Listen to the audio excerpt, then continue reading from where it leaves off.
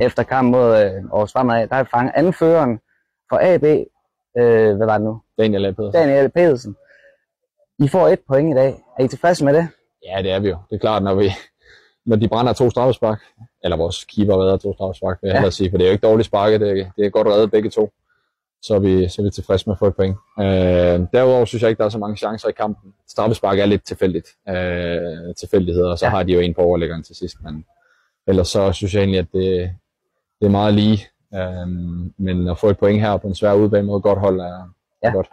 Man kan også godt se det på banen af, at den er faktisk rigtig mudret her for tiden. Ja. At jeg har haft et skybrud. Ja, lige præcis. Men ja, I får jo lavet det her straffespark, men jeg lader mig faktisk mærke til på det ene straffespark.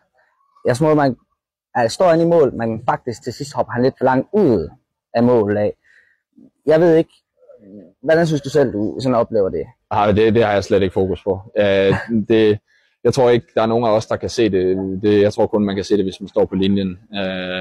Vi har jo bare fokus på at komme så hurtigt muligt ind igen og se om vi kan få en repost, hvis han tager den. Ja.